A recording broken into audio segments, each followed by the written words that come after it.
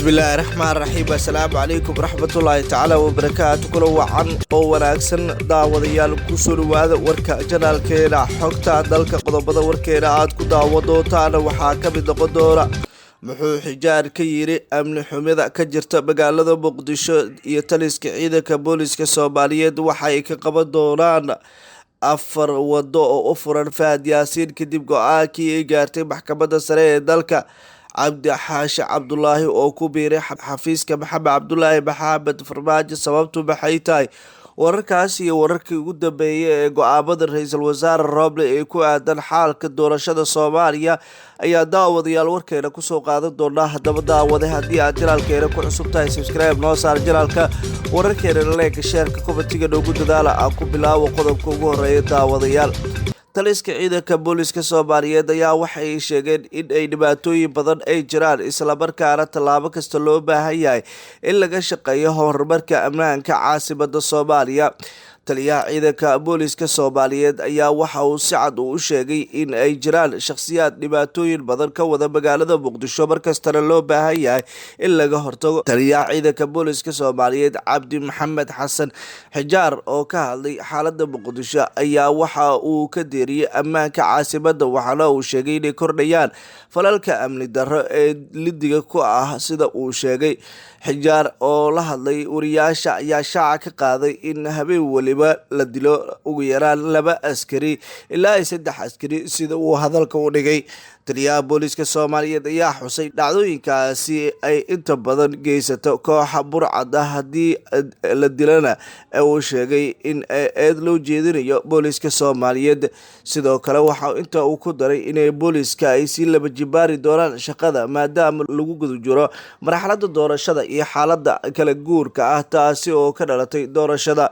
taliyaha Xijaar ayaa sidoo kale ugu baaqay shacabka Soomaaliyeed inay iskaashi la sameeyaan laamaha ammaanka si looga hortago kooxaha dhibaatada ku ah amniga caasimadda hadalkani ayaa ku soo aadaya iyadoo biryihii u dambeeyay ay kordhayeen dilalka iyo sidoo kale weerarada ay geysanayaan kooxaha ciyaal weerarada ee ku sugan gobolka Banaadir sidoo kale maamulka gobolka Banaadir oo ku magacaaban yahay Cumar Filish wax muuqdo kama qaban amniga caasimadda iyadoona dhibaatooyin iyo tacadiyo kala duwan ee bulshada Soomaaliyeed ay la kulmi doonaan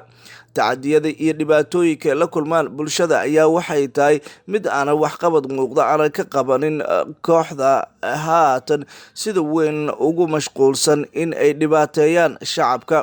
wararka ayaa waxay sidoo kale ay sheegayaan in xaaladaha adag ee mararka qaarkood jira ay noqonayaan kuwa saameyn badan ku yeelanaya bulshada ku nool magaalada Muqdisho hadalkan taliyaha ciidanka booliska Soomaaliyeed ayaa waxa uu ku soo aadayaa xilli dilal iyo sidoo kale qaraxyo ay ka dhacayaan magaalada tan caasimadda ah ee Muqdisho 4 wado ayaa u furan Fahad Yaasiin kadib go'aankii ay gaartay maxkamadda sare ee dalka maxkamadda sare ee dalka ayaa go'aan lama filaan ah oo qaadatay ku diiday qaadista dacwadda kursiga la xiriiray ee Fahad Yaasiin ee Hob Eber 86 taasi oo meesha ka saartay rajadii u dambeysay Fahad Yaasiin maxkamadda sare go'aankeeda ayaa sabab ugu dhigtay inay awood u lahayn ka garnaqida cabashooyinka ka dhasha go'aanada maamul ee doorashooyinka 11aad sida uu hore u sheegay gudoomiyaha maxkamadda sare go'aankani waxaa saxiixay 3 garsoore oo dacwadda dhageystay kuwaasi oo kala ah gudoomiyaha maxkamadda sare Baashi Yuusuf Axmed garsoore Cabdicasiis Maxamed Yuusuf iyo garsoore Saalax Sheekh Ibraahim Dhiblaawe Fahad ayaa sidoo kale aqbalay go'aanka isagoona yiri markii aan si qoto dheer uga baaraandegay qaraarka ay soo saareen garsoorayaasha waxaan rabaa inaan bulshada Soomaaliyeed la wadaago inaan ixtiraamo qaraarka ka soo baxay maxkamadda sare oo ahayd tan ugu sareyso ee garsoorka dalka kaasi oo ku sheegay in awoodda ay u leedahay go'aanka gaarista dacwad kasta sida uu sheegay Fahad Yaasiin sida awgeed Fahad Yaasiin waxa uu doonayaa inuu wadooyin cusub oo furto inuu ku noqdo guddiga xalinta khilaafaadka doorashooyinka labaatankii bishii Febraayo ayaa Fahad kursigiisa xildhibaan ee golaha shacabka lagu doortay magaalada Beledweyne, kaasi oo sida xilligaasi uu sheegay uu kala kulmay iloolan adag. hase ahaatee durbadiiba guddiga doorashooyinka heer federaal ayaa ku dhawaaqay in la hakiyey kursigaasi uu lahaa Fahad Yaasiin Xaaji Daahir. waxaa xusid mudan go-aanka guddiga khilaafaadka ma ahayn mid ku yimid cabashada uu u gudbiyey Fahad Yaasiin.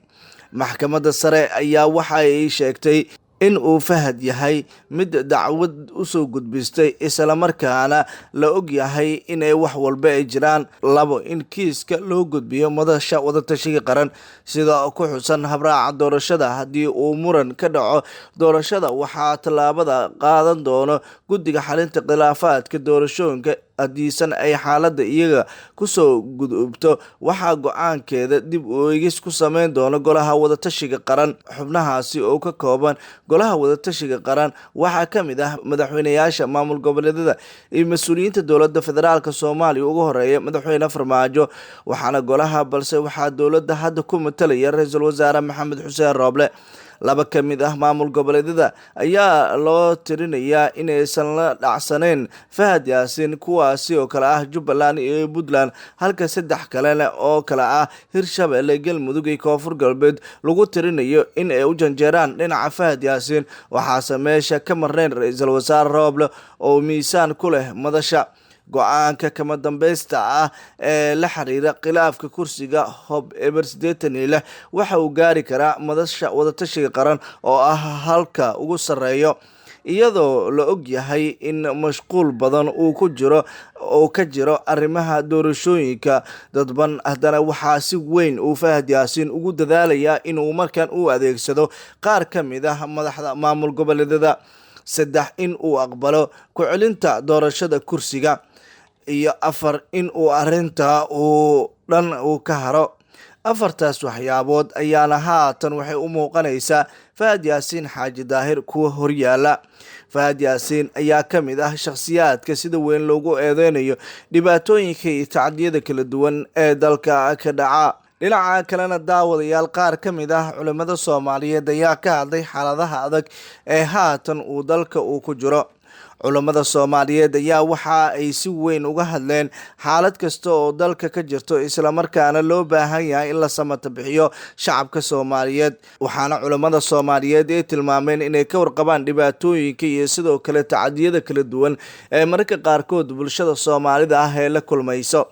bulshada Soomaalida ah ayaa waxay yihiin kuwa xaalada adag ku jiro. maalmihii ugu dambeeyay kulan ay Muqdisho ay ku yeesheen ayayna waxay sheegeen culimadu in loo baahan yahay in la samata bixiyo shacabka reer Muqdisho. dhanka kalena musharaxiinta u taagan guddoonka golaha shacabka ayaa weli waxay yihiin kuwa tartan xoogan ku jira, iyagoona midba midka kale uu doonayo inuu taageero u muujiyo. xildhibaano ka tirsan baarlamaanka Koonfur Galbeed Soomaaliya dhowaan laga soo doortay ay si cad u sheegeen musharaxa uu wato madaxweynaha maamulka Koonfur Galbeed inay taageeri doonaan. taasina waxay ka dhigan tahay in Aadan Sarasoor iyo sidoo kale Xasan Nuur Eelaay midkood ay taageeri doonaan.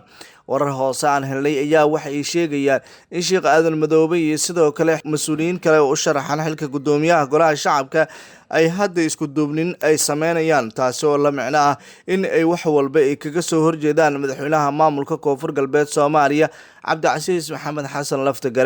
Laftagareen oo dhibaatooyin iyo tacdiyo kala duwan horey ugu soo geystay shacabka Koonfur Galbeed ayaa hadda waxa uu mar kale uu doonayaa in uu amar joogto ah uu siiyo xildhibaanada laga soo doorto Koonfur Galbeed, isagoona kulamo gooni ah la yeelanaya dhigiisa Maxamed Cabdulaahi Maxamed Farmaajo.